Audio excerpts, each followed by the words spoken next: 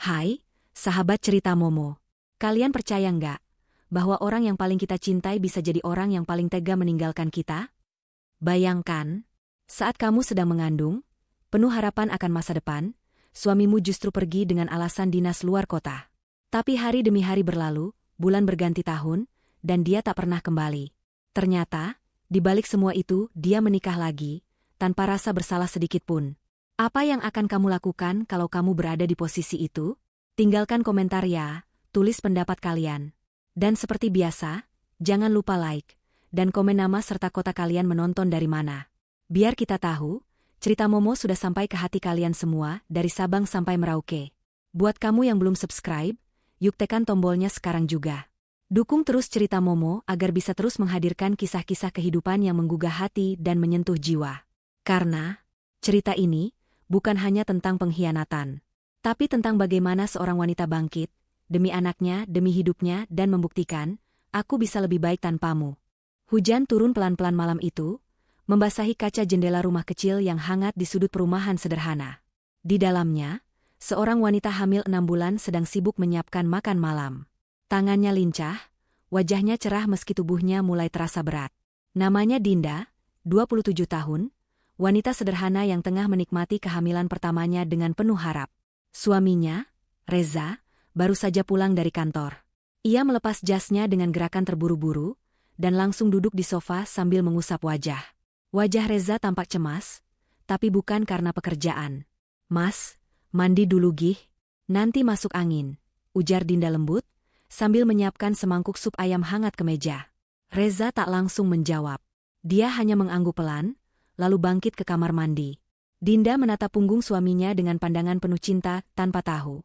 Malam itu adalah malam terakhir dia melihat suaminya sebagai suami yang setia. Setelah makan malam, Reza duduk di ruang tengah. Dinda duduk di sampingnya, mengelus perutnya yang membuncit. "Alma lagi aktif banget malam ini, Mas." "Nendang terus dari tadi," ucap Dinda dengan senyum mengembang. "Alma? Udah yakin nama itu?" Reza menoleh, agak gugup. "Iya. Kalau perempuan, kita namain Alma. Kalau laki-laki, kamu yang pilih," jawab Dinda pelan. Tapi Reza hanya mengangguk datar. Lalu tiba-tiba, "Din, aku harus keluar kota besok," ucap Reza tanpa ekspresi. Kalimat itu membuat Dinda terdiam sejenak. "Loh, mendadak banget? Untuk berapa lama, Mas?" "Belum tahu pasti. Bisa seminggu, bisa 2. Ini proyek penting dari kantor, nggak bisa ditunda," jelas Reza sambil menunduk, menghindari tatapan istrinya. Dinda mengangguk pelan, meski dalam hatinya terasa ada yang janggal. Beberapa hari terakhir Reza memang berubah. Pulang larut, jarang bicara, bahkan tak lagi mencium keningnya sebelum tidur seperti dulu. "Kalau begitu, hati-hati ya Mas. Jangan lupa kabari aku setiap hari. Alma juga pasti nunggu suara ayahnya," ucap Dinda berusaha tersenyum. Reza menoleh dan menatap Dinda terlalu lama, seolah ada yang ingin dia katakan. Tapi ia hanya tersenyum kaku. "Iya, aku kabari. Jaga kandungan kita baik-baik ya. Aku janji, akan kembali." Itulah kalimat terakhir dari Reza, malam itu. Pagi harinya, Reza pamit. Dinda mengantarnya sampai ke depan rumah, mengenakan das terpanjang sambil memeluk perutnya. Reza membawa koper besar, naik taksi online, dan menghilang di ujung jalan, membawa serta separuh jiwa Dinda. Hari pertama, Dinda menunggu kabar. Tak ada. Hari kedua, ia mulai mengirim pesan. "Mas, kamu udah sampai mana? Hati-hati ya. Jangan lupa makan." Centang 1. Hari ketiga, Dinda mulai gelisah. Ia mencoba menelepon, tapi hanya masuk voicemail. Ia menghubungi kantor Reza, tapi pihak HRD hanya menjawab, "Maaf Bu, Reza sedang cuti." Cuti? Hati Dinda mulai dihantui kecemasan. Ada yang tidak beres. Tapi ia berusaha berpikir positif. Malamnya, Dinda menunggu di depan jendela sambil memeluk bantal. Perutnya mulai terasa berat. Alma menendang lagi. Mungkin ikut gelisah. "Mas, kamu kemana sih?" bisik Dinda sambil menangis diam-diam. Hari kelima, seminggu, 2 minggu, 1 bulan. Tak ada kabar. Tak ada tanda kehidupan dari Reza. Dinda panik. Ia mendatangi mertuanya. Tapi yang ia dapat hanyalah tatapan dingin dan kata-kata menusuk. "Reza itu kepala keluarga, Din. Kamu jangan terlalu manja. Dia pasti sedang sibuk. Jangan ganggu dia terus. Dinda pulang dengan hati remuk. Di rumah, hanya suara tangisan yang menemani. Ia peluk perutnya setiap malam, sambil memohon pada Tuhan agar Reza baik-baik saja. Tapi dalam hati kecilnya, ada firasat buruk yang terus berteriak. Dan saat itulah, penonton pun mulai bertanya-tanya. Kemana Reza sebenarnya? Apa yang disembunyikan? Kenapa semua orang seolah tahu tapi tak mau bicara? Apakah Dinda akan terus menunggu? Atau suatu saat kenyataan pahit akan menghancurkan semuanya? Tunggu kelanjutan kisah ini. Kabar yang tak pernah datang. Sudah 3 minggu sejak Reza pergi. 3 minggu yang terasa seperti 3 tahun bagi Dinda. Ia bangun dan tidur dengan perasaan hampa. Tak ada suara suami, tak ada panggilan masuk, tak ada kabar. Hanya keheningan. Ponselnya terus-menerus ditatap, seolah berharap keajaiban akan datang melalui layar kecil itu. Tapi kenyataannya tetap sama. Pesan hanya centang satu, tak pernah berubah. Pagi itu, Dinda duduk di teras rumah kontrakannya. Perutnya makin besar, tubuhnya mulai membengkak. Tapi bukan hanya karena kehamilan, juga karena beban batin yang menyesakkan. Ibu kos menghampiri, membawa kantong plastik berisi sarapan. Din, kamu lagi hamil besar. Jangan terus melamun. Makan dulu, ya, ucapnya lembut. Dinda memaksakan senyum. Makasih, Bu. Saya masih kenyang tadi pagi. Padahal sejak pagi, ia belum makan apapun. Air matanya bahkan lebih sering ditelan daripada makanan. Ibu kos menghela napas. Reza belum ngabarin juga. Dinda hanya menggeleng pelan. Tanpa kata. Ibu kos itu menatapnya penuh iba, lalu berkata lirih. Kalau kamu butuh bantuan, atau mau cerita, pintu saya selalu terbuka, ya. Jangan dipendam sendiri. Dinda hanya bisa mengangguk. Tapi begitu wanita itu pergi, ia menutup wajahnya dengan tangan dan menangis sejadi-jadinya. Mas, kamu kemana sih? Bisiknya pelan. Hari-hari berlalu. Bulan memasuki minggu keempat. Dinda mencoba menelepon kantor Reza lagi. Maaf Bu, Pak Reza tidak terdaftar dalam daftar tugas luar kota. Setahu kami, beliau sedang cuti pribadi, jawab resepsionis kantor dengan sopan. Dinda hampir menjatuhkan ponselnya. Cuti pribadi, ulang Dinda lemas. Tapi dia bilang dia dinas. Maaf, Bu. Itu yang tercatat di sistem kami. Tangan Dinda gemetar. Kepalanya berputar. Sakit, bingung, kecewa, semuanya jadi satu. Dunia seolah runtuh. Dengan sisa tenaga, ia pulang dan menghempaskan tubuhnya di kasur. Jadi kamu bohong, Mas? Kenapa? Aku salah apa?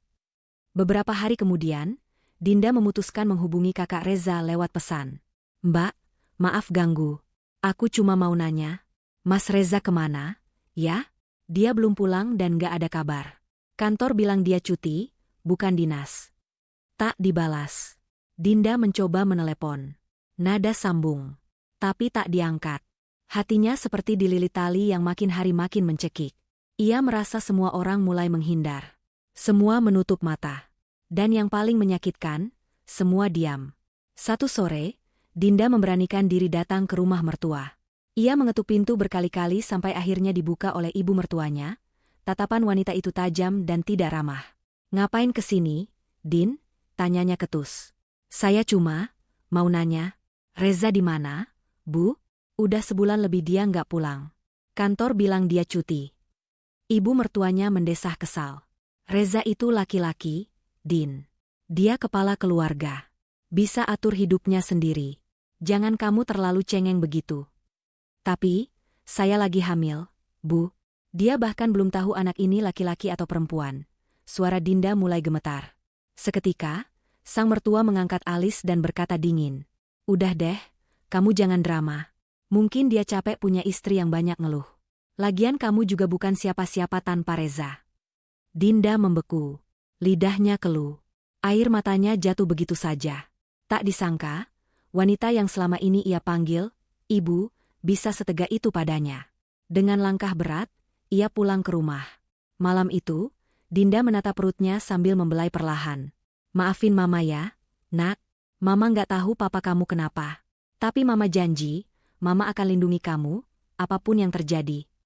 Seminggu kemudian, ponsel Dinda berbunyi. Bukan dari Reza, tapi dari nomor asing.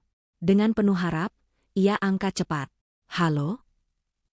Halo, ini Dinda, istri Reza? Iya, saya sendiri. Ini siapa ya? Maaf sebelumnya. Saya Lina, teman SMA Reza. Saya nggak tahu harus bilang atau enggak. Tapi saya nggak tega. Ada apa, Mbak? Saya lihat status teman saya yang tinggal di Lampung. Katanya, dia baru datang ke resepsi pernikahan Reza. Reza menikah lagi dengan perempuan lain. Hening. Suara di ujung sana masih terdengar, tapi Dinda tak bisa mendengar apapun lagi. Napasnya tercekat. Dunianya gelap. Nikah lagi, bisiknya, tak percaya. Maaf ya, Mbak Dinda, saya cuma kasihan. Soalnya tahu Mas Reza masih punya istri. Saya pikir, mungkin Mbak perlu tahu kebenarannya. Klik. Telepon ditutup. Dinda terduduk di lantai. Matanya menatap kosong. Tangannya memegang perutnya yang kini mulai menegang karena stres. Tangisnya pecah tak tertahankan. Ya Allah, kenapa sekejam ini? Bukan hanya ditinggal tanpa kabar, tapi juga diselingkuhi, diduakan, dan dilupakan.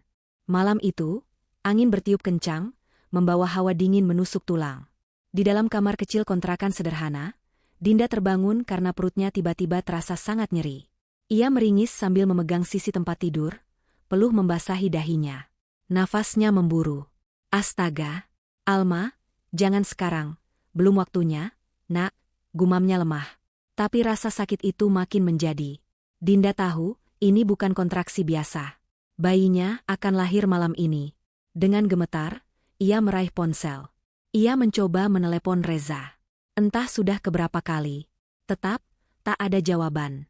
Lalu ia hubungi kakak iparnya, adik kandungnya, bahkan ibu mertuanya.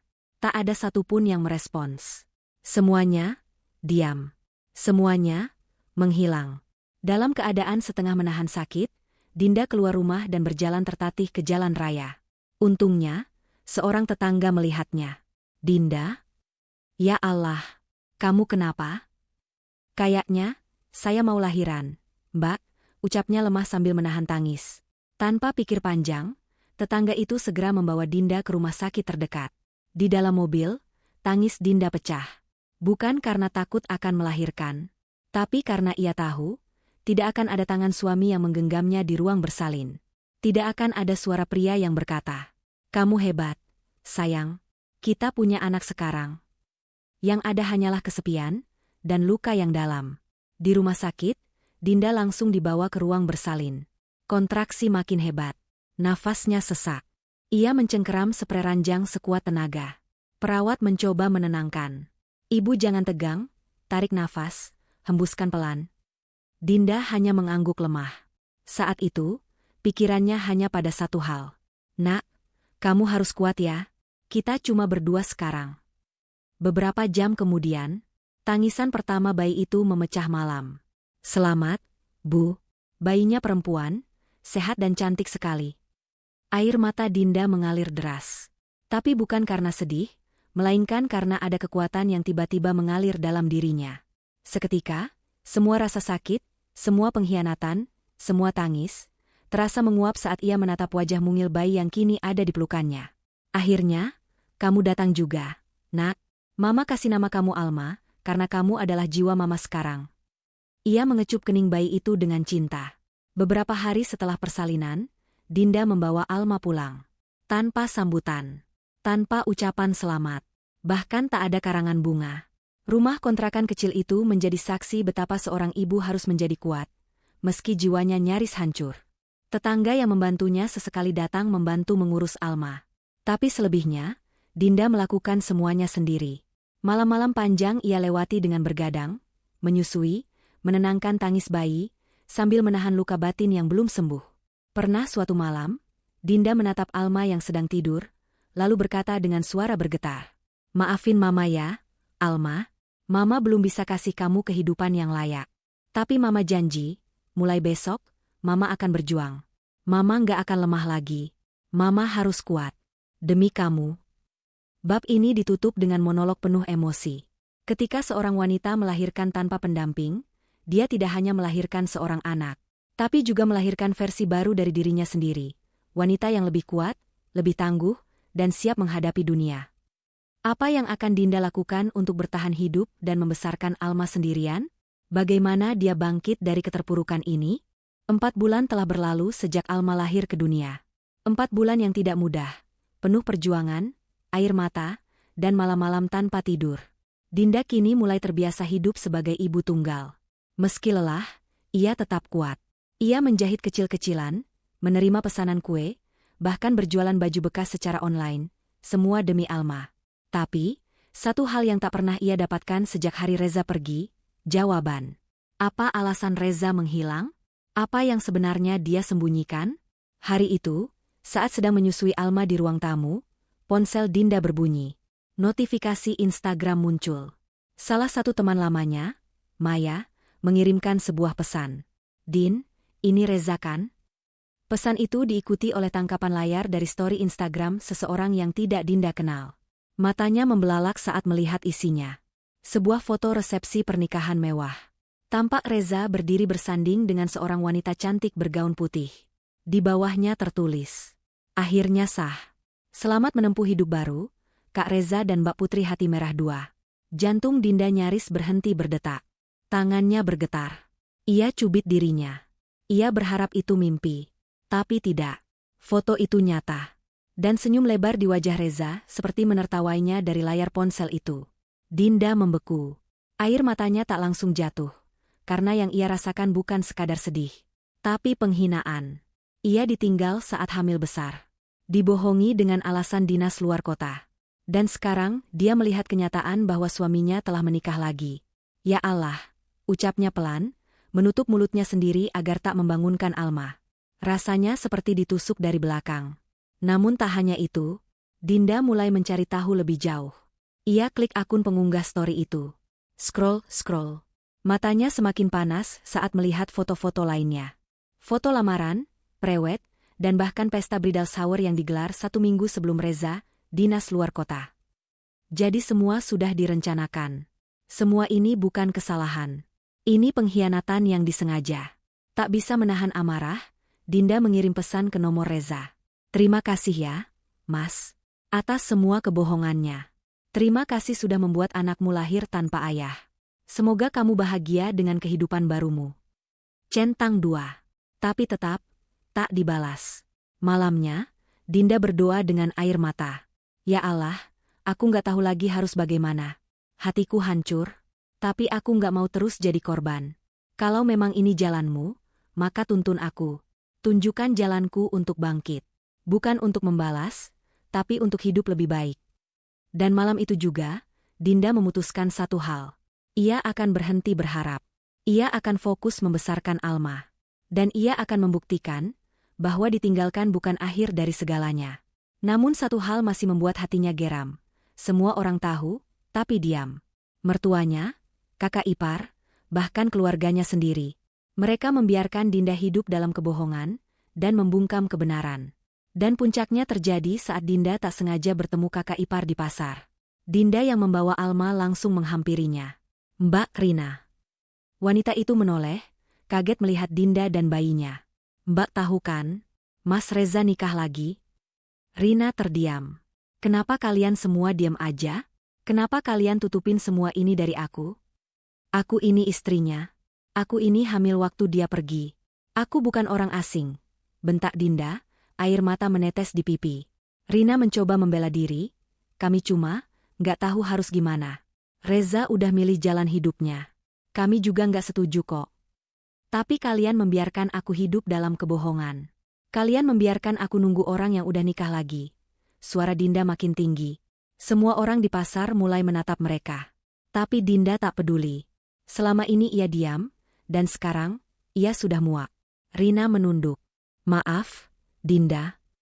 Maafmu nggak bisa menghapus semua luka ini, Mbak. Tapi terima kasih, karena sejak hari ini, aku sadar. Aku sendirian, tapi aku tetap bisa bertahan. Bab ini ditutup dengan narasi. Terkadang, kebenaran memang menyakitkan.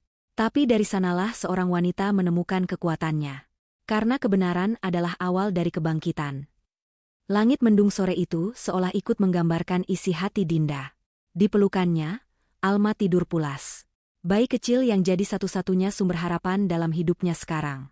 Dinda duduk di depan kontrakan, memandangi jalanan yang basah oleh hujan. Sejak ia mengetahui Reza menikah lagi, pikirannya dipenuhi tanya. Bukan hanya soal pengkhianatan suaminya, tapi juga sikap semua orang yang selama ini ia anggap keluarga.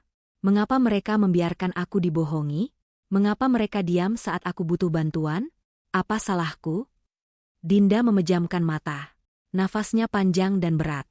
Esoknya, Dinda memberanikan diri kembali ke rumah mertua. Ia ingin bicara. Ingin setidaknya mendapat pengakuan. Tapi yang ia terima justru penghinaan. Begitu ia masuk halaman rumah, sang mertua langsung menatap tajam. "Ngapain kesini bawa-bawa anak?" bentaknya dingin. "Saya cuma mau bicara, Bu. Saya mau tanya, kenapa kalian semua nutupin soal Reza? Kenapa kalian biarin saya hidup dalam kebohongan?" Suara Dinda bergetar menahan marah. Ibu mertua berdiri, menatap tajam ke wajah Dinda. "Dinda, kamu itu jangan sok suci. Kamu pikir Reza ninggalin kamu tanpa alasan? Jangan cuma bisa nyalahin orang. Tanyain diri kamu sendiri, kenapa suami kamu sampai milih perempuan lain?" Dinda terhenyak. "Apa maksud ibu?" Suaranya melemah. "Reza itu lelaki sukses, kerja bagus, penghasilan tinggi. Sementara kamu, cuma perempuan biasa. Nggak bisa dandan, nggak tahu cara menyenangkan suami. Kamu itu beban, Din, beban." "Beban?" Air mata Dinda mulai mengalir. "Udahlah, jangan bawa-bawa cucu saya ke sini. Anak itu juga belum tentu Reza yang punya." Plah, suara tamparan Dinda terdengar nyaring. Tapi bukan Dinda yang menampar. Ibu mertuanya lah yang menamparnya. "Kamu kurang ajar. Pergi dari sini sebelum saya usir." Dinda memeluk Alma erat-erat, menahan sakit di pipinya dan hatinya. Ia melangkah pergi, dengan tubuh gemetar dan hati hancur. Dinda pulang sambil menangis. Bukan karena tamparan, tapi karena tuduhan dan penghinaan yang tak pernah ia bayangkan akan datang dari orang yang dulu ia hormati. Tetangga sekitar yang tahu situasinya mulai ikut berbisik-bisik. "Itu loh, si Dinda, suaminya ninggalin pas dia hamil. Katanya sih karena Dinda itu terlalu nuntut. Ya pantes aja ditinggal, nggak bisa dandan, nggak kerja juga." Kata-kata itu menusuk. Tak ada yang peduli kalau Dinda sedang berjuang sendiri. Tak ada yang tahu bagaimana ia menahan lapar demi membeli susu anaknya. Tak ada yang tahu bahwa ia mencoba kuat setiap hari hanya demi tetap bisa tersenyum di depan Alma. Yang mereka tahu hanya menyalahkan. Dinda memandangi wajah Alma yang tertidur di pangkuannya. "Maafin Mama ya, Nak. Hari ini Mama dijatuhkan lagi. Tapi kamu tahu nggak, setiap kali Mama lihat kamu, Mama ingat bahwa Mama nggak boleh nyerah." Dinda mengusap air matanya. Ia tahu, kini tak ada lagi tempat untuk bersandar. Semua orang meninggalkannya. Tapi satu hal yang tidak akan ia lakukan. Meninggalkan dirinya sendiri. Esok paginya, Dinda berdiri di depan cermin. Wajahnya pucat, matanya sembab, tubuhnya kurus. Tapi kali ini, ada satu hal berbeda, tekad. "Aku nggak mau nangis terus. Kalau dunia mau menjatuhkan aku, biar. Tapi aku nggak akan berhenti jalan. Aku harus bangkit. Aku harus kuat. Demi aku. Demi Alma." Dan hari itu, Dinda mulai mencari peluang. Ia pasang pengumuman jasa menjahit di grup-grup WhatsApp. Ia tawarkan kue buatannya ke tetangga, meski mereka suka membicarakannya. Ia mulai mengunggah barang preloved untuk dijual online. Apa saja, asal halal, asal bisa menghidupi anaknya. Bab ini ditutup dengan monolog emosional. Ketika semua orang menjauh, ketika dunia menyalahkanmu, kadang, hanya satu hal yang bisa menyelamatkanmu. Keputusan untuk tidak menyerah. Pagi itu, mentari menyelinap masuk lewat celah jendela kecil di kamar kontrakan mungil milik Dinda. Suara tangis Alma membangunkannya dari tidur yang hanya 2 jam. Matanya masih sembab, tubuhnya letih. Tapi ia bangun, seperti biasa. Karena baginya sekarang, menyerah bukan pilihan. Ia menggendong Alma sambil menyenandungkan lagu lembut, lalu mulai menyiapkan bubur kecil dengan sisa beras dan wortel yang ia punya. Sambil menunggu masakan, ia membuka buku catatannya, tempat ia menuliskan semua pesanan jahit dari tetangga-tetangga. Ada 2 pesanan baju daster dan 1 kemeja seragam sekolah. "Lumayan, bisa beli susu Alma minggu ini," gumamnya sambil tersenyum tipis. Siangnya, Dinda duduk di atas lantai beralaskan tikar, menjahit manual pakai tangan karena mesin jahit warisan ibunya sudah rusak total. Jarum menari, kain disusun rapi. Alma tidur di box bayi kecil di sudut ruangan. Tapi tiba-tiba, dus! Air hujan bocor dari langit-langit. Dinda panik. Ia buru-buru memindahkan kain dan mesin jahit manualnya. Beberapa potong bahan basah. Tapi ia tidak menangis. Tidak marah. Dia hanya berkata lirih. Ya Allah, jangan berhenti ujianku, tapi tolong, kuatkan aku. Malam harinya, ia mencoba peruntungan baru. Ia mengambil beberapa baju bekas layak pakai dari lemari, milik Reza yang dulu tertinggal. Ia foto satu-satu dan mulai berjualan online di Facebook dan marketplace lokal. Judulnya, Pakaian Preloved Pria, semua masih bagus. Harga murah, langsung DM ya. Tak lama, ada yang bertanya. Lalu ada yang tawar-menawar. Dinda tersenyum kecil. Untuk pertama kalinya sejak lama, ia merasa berguna. Beberapa minggu berlalu. Orderan jahitnya mulai stabil. Penjualan baju preloved lumayan. Bahkan beberapa pelanggan mulai repeat order. Ia bahkan mulai bikin akun TikTok sederhana tempat ia share proses menjahit manual, dan videonya mulai ramai ditonton. Komentar dari orang asing mulai berdatangan. Mbak hebat banget. Salut. Jahit manual tapi rapi banget. Aku mau order dong. Hatinya mulai hangat. Ia belum sukses, tapi ia sedang berjalan ke sana. Perlahan. Satu hari di pasar, ia membantu seorang ibu lansia yang terjatuh membawa kantong belanja. Bu, hati-hati. Sini saya bantu, kata Dinda sambil menggendong Alma dan mengangkat kantong plastik si ibu. Ibu itu tersenyum haru. Terima kasih, Nak. Saya memang sering pusing kalau terlalu lama jalan. Dinda menemani ibu itu duduk, bahkan mengantar sampai depan rumahnya. Sebelum masuk, si ibu memegang tangan Dinda dan berkata, "Kamu orang baik, Nak. Nanti, insya Allah kebaikanmu akan diganti berlipat-lipat." Dinda mengangguk sambil tersenyum. Ia tak berharap apa-apa, tapi ia percaya, Tuhan melihat. Sore itu, saat sedang menjahit, notifikasi masuk dari TikToknya. Salah satu video tutorial jahitannya viral. Jumlah followers naik. Orderan lewat DM makin banyak. Bahkan ada yang menawarkan kerjasama untuk produksi busana rumahan. Dinda terdiam menatap layar. Air matanya jatuh. Tapi kali ini, bukan karena kesedihan. Tapi karena perjuangannya mulai membuahkan hasil. Ia menatap Alma yang sedang tertidur. Lihat ya, Nak, ini baru permulaan. Kita belum menang. Tapi kita sedang melangkah ke sana. Bab ini ditutup dengan narasi. Terkadang, dari titik paling rendah, seseorang bisa menemukan kekuatannya. Karena saat ada yang percaya pada kita mulai percaya pada diri sendiri. Sore itu, langit tampak redup. Dinda sedang menjemur baju sambil menggendong Alma yang baru saja sembuh dari demam. Tubuhnya lelah, matanya kurang tidur. Tapi hatinya tetap hangat. Ia tak pernah lagi berharap pada siapa-siapa, cukup pada dirinya, dan pada Tuhan. Di tengah kesibukannya, ponselnya berbunyi. Notifikasi email. Dari seseorang bernama Sinta M. Halo Mbak Dinda, saya pemilik brand fashion rumahan, Sore Luxe. Saya melihat konten Mbak di TikTok dan sangat tertarik. Kami sedang mencari tangan jahit berkualitas yang bisa kami libatkan dalam produksi batch berikutnya. Apakah Mbak bersedia bekerja sama? Kita bisa atur sistem pre-order dan sharing keuntungan. Mohon infonya ya. Terima kasih banyak. Dan semangat terus buat Mbak dan Alma. Wajah tersenyum dengan mata bahagia. Dinda membaca email itu berkali-kali. Tangannya gemetar. Matanya berkaca-kaca. Astaga, ini beneran? Gumamnya pelan. Ia langsung membalas dengan sopan dan penuh semangat. Dan keesokan harinya, Sinta langsung membalas lagi. Kali ini dengan jadwal meeting online. Di malam sebelum pertemuan itu, Dinda menata ruang kecilnya agar tampak rapi. Ia pinjam tripod dari tetangga, dan Alma ia tidurkan lebih awal. Pukul 20 tepat, pertemuan via Zoom dimulai. Di layar, muncul sosok wanita muda, elegan, tersenyum hangat.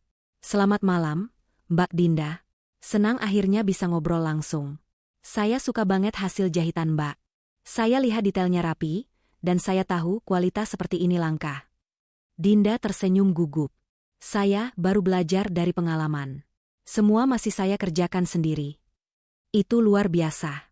Justru karena itu, Saya yakin kerja sama ini bisa saling menguntungkan. Kami akan mulai produksi 100 PCS Blues Santai edisi, Mawar Senja, dan saya ingin Mbak Dinda jadi penjahit utamanya. 100 potong? Dinda nyaris tak percaya. Tapi Sinta melanjutkan. Kami akan bantu kirim bahan. Nanti setiap baju akan diberi label kecil, dijahit oleh Dinda Alma. Saya ingin cerita perjuangan Mbak juga jadi nilai lebih di brand ini. Dinda menutup mulutnya sambil menangis pelan. Ia tak tahu harus berkata apa, selain, terima kasih banyak. Dan malam itu, untuk pertama kalinya dalam hidupnya sejak ditinggal Reza, Dinda tidak menangis karena luka, tapi karena syukur. Hari-hari berikutnya, hidup Dinda berubah drastis. Setiap pagi, ia dijemput kurir yang mengantar bahan-bahan. Ia mulai bekerja lebih profesional. Bahkan beberapa tetangga mulai membantu menjahit dengan sistem bagi hasil. Rumah kontrakannya mulai ramai. Dinda tak lagi sendiri. Ia menjadi pusat dari sebuah gerakan kecil, ibu-ibu mandiri yang bangkit lewat keterampilan. Nama, Dinda Alma, pun mulai dikenal. Sore Luxe semakin viral di media sosial, dan semua orang mulai bertanya, siapa sih Dinda ini? Ceritanya kok menginspirasi banget? Satu malam, Sinta mengirim pesan. Mbak Dinda, media online ingin mengangkat cerita Mbak dan Alma. Boleh saya bantu atur wawancaranya? Dinda hanya menjawab, kalau bisa membuat ibu lain percaya diri bangkit, saya siap. Dan beberapa hari kemudian, nama Dinda muncul di sebuah artikel berjudul, dari ditinggal suami saat hamil, kini jadi inspirasi ribuan ibu lewat brand fashion sendiri. Artikel itu viral. Akun Instagramnya melonjak followers. Orderan datang dari seluruh Indonesia. Dan lebih dari itu, harga dirinya kembali utuh. Bab ini ditutup dengan narasi menggugah. Kadang keajaiban datang bukan dalam bentuk yang kita minta, tapi dalam bentuk yang kita butuhkan. Dan bagi Dinda, keajaiban itu bernama Alma, dan kesempatan kedua untuk hidup lebih baik. Sudah hampir setahun sejak nama, Dinda Alma, dikenal publik. Ia kini bukan hanya menjahit untuk satu brand, tapi sudah membuka workshop kecil di gang rumah kontrakannya. Ibu-ibu sekitar yang dulunya meremehkannya, kini ikut bekerja bersamanya. Alma tumbuh sehat dan ceria, dan Dinda, kini jadi sosok ibu kuat yang dihormati banyak orang. Hidupnya sudah berubah. Ia tak lagi memikirkan siapa yang telah meninggalkannya. Hingga suatu sore, Dinda? Sebuah suara asing tapi familiar terdengar di belakang, saat ia baru saja pulang dari pengiriman paket. Dinda menoleh, dan jantungnya berhenti sesaat. Di depan pagar berdiri Reza. Lebih kurus. Wajahnya kusam. Matanya sembab. Tapi jelas, itu Reza. Pria yang dulu menghilang tanpa kabar, menikah diam-diam, dan menelantarkan Dinda saat hamil besar. Dinda membeku. Ia menatap pria itu tanpa ekspresi. Alma sedang digendong di tangan kirinya, dan ia langsung memeluknya erat. Din, aku bisa bicara sebentar? Suara Reza pelan, nyaris seperti bisikan. Dinda tidak langsung menjawab. Ia membuka pagar, berdiri tegak, dan berkata dengan nada dingin. Ngapain kamu kesini? Reza tertunduk. Aku salah. Aku nyesel. Aku bodoh ninggalin kamu dan Alma. Aku pikir hidupku akan bahagia sama perempuan itu, tapi ternyata. Berhenti. Dinda mengangkat tangan, matanya menatap tajam. Kamu pikir aku butuh dengar itu semua? Kamu pikir dengan datang dan bilang, aku nyesel, semua luka bisa hilang. Reza menggigit bibirnya. Aku cuma mau minta kesempatan ketemu Alma. Alma nggak kenal kamu. Dia tumbuh tanpa kamu. Saat aku melahirkan, kamu nggak ada. Saat dia sakit, kamu nggak ada. Saat aku hampir kelaparan, kamu juga nggak ada. Suara Dinda mulai bergetar. Tapi bukan karena lemah, karena menahan amarah yang selama ini dikubur. Dinda, tolong. Aku tahu aku nggak pantas. Tapi sekarang aku sendiri. Istriku ninggalin aku. Aku nggak punya siapa-siapa. Dan kamu pikir aku dan Alma jadi solusi hidup kamu? Astaga, Reza. Dinda tertawa lirih, getir. Selama ini aku bangkit tanpa kamu. Justru karena kamu pergi, aku jadi orang yang lebih kuat. Dan sekarang kamu mau datang seenaknya. Reza berlutut. Sekali aja, Din, aku cuma pengen peluk Alma. Alma, yang sejak tadi diam, menatap pria itu dengan bingung. Anak itu hanya bergumam kecil, lalu menyembunyikan wajahnya di leher Dinda. Dinda menunduk, mencium kepala Alma, lalu menjawab, "Maaf. Tapi pelukan pertama Alma, bukan untuk laki-laki yang memilih pergi." Reza hanya bisa terdiam. Matanya berkaca-kaca. Namun Dinda tak bergeming. Ia menutup pagar perlahan, lalu berkata, "Mulailah hidup baru. Tapi jangan ganggu hidup kami yang sudah tenang tanpa kamu." Dan ia masuk ke dalam, meninggalkan Reza yang terduduk di pinggir jalan. Di dalam rumah, Dinda menangis pelan sambil memeluk Alma.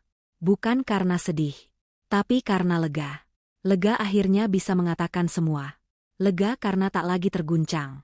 Lega karena dia tahu, dirinya sekarang sudah tak bisa diguncang oleh orang yang pernah menghancurkannya.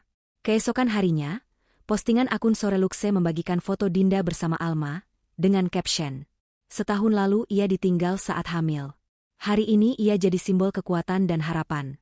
Bukan karena dia tidak pernah jatuh, tapi karena dia tak pernah berhenti bangkit." Postingan itu viral. Komentar dari ribuan ibu di seluruh Indonesia memenuhi kolom. "Aku pernah di posisi Mbak Dinda, tapi sekarang aku juga mulai jualan. Terima kasih Dindas Alma. Kalian jadi inspirasiku untuk bangkit." Luar biasa. Sukses bukan untuk balas dendam, tapi bukti kita mampu. Bab ini ditutup dengan narasi penuh makna. Kadang orang yang menyakiti akan kembali, bukan karena cinta, tapi karena sadar kehilangan sesuatu yang berharga. Tapi bagi wanita yang sudah bangkit, masa lalu hanyalah pelajaran, bukan tujuan kembali. Beberapa minggu berlalu sejak Reza datang membawa wajah penuh penyesalan.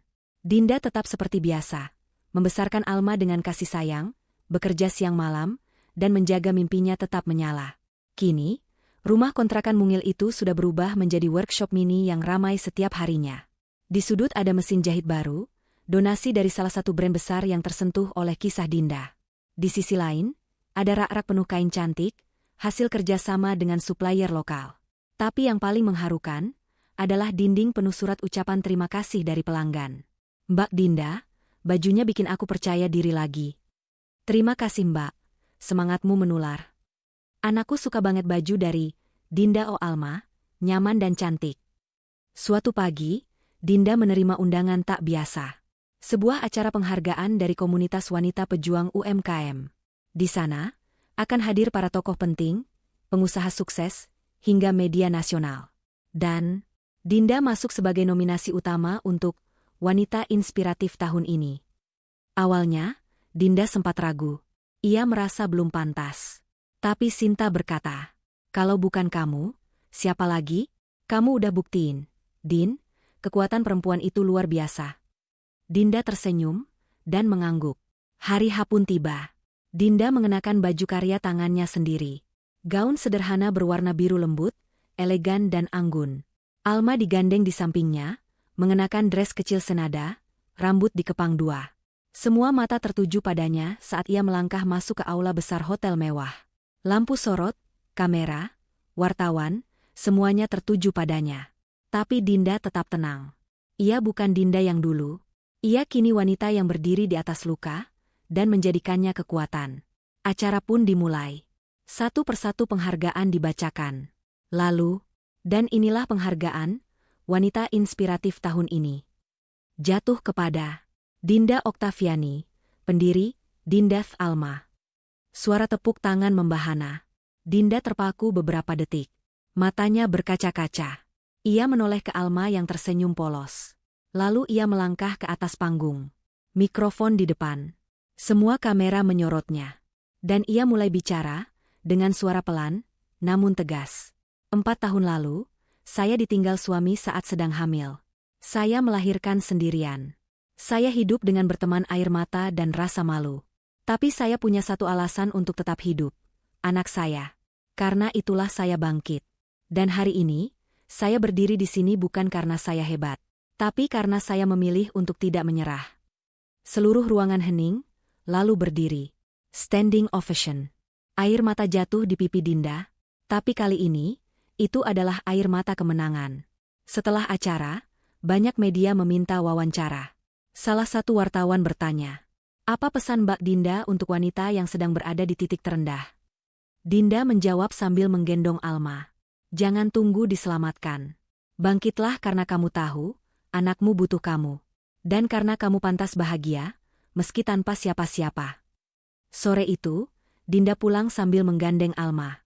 Ia berjalan melewati gang kecil rumah kontrakannya yang kini jadi tempat banyak ibu bekerja. Semua menyapa hangat. Selamat ya, Mbak Dinda. Kami bangga punya tetangga seperti kamu. Sukses selalu, Dindas Alma. Dinda hanya membalas dengan senyum penuh syukur. Tiba-tiba Alma bertanya pelan. Mama, kita udah menang ya? Dinda menunduk, mencium kening anak itu, dan menjawab.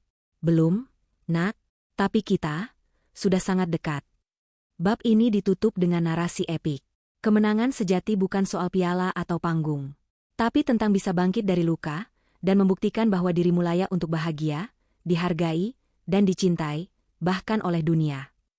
Sudah sebulan sejak Dinda meraih penghargaan sebagai wanita inspiratif nasional. Ia kini bukan hanya pemilik Dindas Alma, tapi juga pembicara tamu di berbagai seminar kewirausahaan perempuan. Namanya masuk majalah, masuk berita, bahkan undangan ke talkshow nasional pun berdatangan. Namun di tengah semua kemegahan itu, satu pesan muncul di DM Instagramnya. Dari akun lama yang tak asing. Reza_Ramadan. Din, aku minta waktu. Aku ingin bicara. Untuk terakhir kalinya. Dinda menata pesan itu lama. Ia tidak langsung membalas. Ia bukan lagi Dinda yang dulu, yang akan gemetar atau menangis. Kini, ia bisa memilih, dan ia memilih untuk mengakhiri semuanya dengan cara yang paling bermartabat. Hari Sabtu siang, Dinda duduk di sebuah kafe sederhana. Ia datang bukan karena ingin, tapi karena tahu, penutup harus jelas. Tak lama, Reza datang. Penampilannya lusuh, wajahnya penuh beban hidup. Dia duduk dengan kepala tertunduk. Terima kasih sudah mau ketemu, katanya pelan. Dinda hanya menatapnya tanpa ekspresi. Apa yang kamu mau, Reza? Aku nyesel. Aku kehilangan segalanya. Perempuan itu pergi, keluargaku menjauh. Bisnis hancur. Dan waktu lihat kamu sukses, aku sadar, aku ninggalin permata paling berharga dalam hidupku. Dinda menghela napas pelan. Kenapa kamu pikir aku peduli? Reza menatap Dinda. Din, aku minta maaf. Aku ingin kita mulai dari awal. Aku ingin jadi ayah buat Alma. Suasana kafe sunyi. Dinda menunduk sejenak. Lalu perlahan, menatap Reza, dengan tatapan yang penuh kekuatan. Reza, waktu kamu tinggalkan aku saat hamil, aku menunggu. Saat aku melahirkan, aku berharap kamu datang. Saat aku bekerja siang malam demi nyusuin Alma, aku masih percaya kamu akan pulang. Tapi kamu memilih orang lain. Kamu menikah, dan lupakan aku. Reza mencoba menyela, tapi aku. SSSH. Dinda mengangkat tangannya, menghentikan. Aku bukan Dinda yang dulu. Aku tidak butuh kamu untuk merasa lengkap. Aku dan Alma baik-baik saja tanpa kamu. Dan aku akan terus berjalan ke depan. Tanpa kamu. Reza menggenggam meja, air matanya jatuh. Aku rela mulai dari nol, Din, asal kamu kasih kesempatan. Dinda tersenyum. Tapi senyumnya dingin dan anggun. Kesempatan itu sudah lama kamu buang. Dan maaf, aku tidak menjual harga diriku, hanya demi nostalgia yang kamu rusak sendiri. Ia berdiri, mengambil tasnya. Sebelum pergi, ia berkata, kalau kamu mau berubah, lakukan untuk dirimu sendiri. Tapi jangan pernah berharap bisa kembali ke hidup yang dulu kamu tinggalkan. Dan dengan langkah mantap, Dinda meninggalkan Reza, yang kini menangis tanpa suara. Hanya bisa memandangi sosok wanita yang dulu ia anggap lemah, kini jadi wanita luar biasa yang bahkan ia tak layak gapai. Beberapa minggu kemudian, Dinda berdiri di depan sebuah gedung baru. Pelang besar terpampang. Rumah karya Dindas Alma, workshop sekolah jahit untuk ibu mandiri. Ia meresmikan tempat itu bersama Alma dan para ibu yang dulu berjuang bersamanya. Ada senyum. Ada tawa. Ada air mata haru. Tempat ini bukan hanya untuk saya, ucap Dinda dalam sambutannya, tapi untuk semua perempuan yang pernah diremehkan, ditinggalkan, dan dianggap tak berharga. Kita bukan korban. Kita adalah pejuang. Cerita diakhiri dengan narasi yang mengguncang hati. Ketika kamu tak dihargai, bukan berarti kamu tak berharga. Ketika kamu ditinggal, bukan berarti kamu gagal. Kadang, Tuhan membiarkan seseorang meninggalkanmu, agar kamu belajar berdiri dengan kaki sendiri. Karena harga diri, tak pernah pantas untuk ditawar. Kalau kamu pernah disakiti, diremehkan, ditinggalkan dalam keadaan tak berdaya, ingatlah, seperti Dinda, kamu juga bisa bangkit. Jangan tunggu orang lain berubah. Berubahlah karena kamu dan masa depanmu pantas untuk bahagia. Dan jangan pernah jual murah harga dirimu, hanya demi orang yang tidak tahu cara menghargaimu. Kisah Dinda adalah bukti bahwa luka bisa menjadi kekuatan, dan perempuan bisa berdiri sendiri tanpa bergantung pada siapa-siapa. Kalau kamu suka dengan cerita ini, jangan lupa klik like untuk dukung kami. Komen di bawah, nama kamu, kota tempat kamu nonton. Subscribe dan aktifkan lonceng supaya nggak ketinggalan cerita lainnya. Karena, setiap harinya akan ada cerita yang menyentuh hati, membuka mata, dan bikin kamu berkata, aku juga bisa bangkit. Sampai ketemu di cerita inspiratif.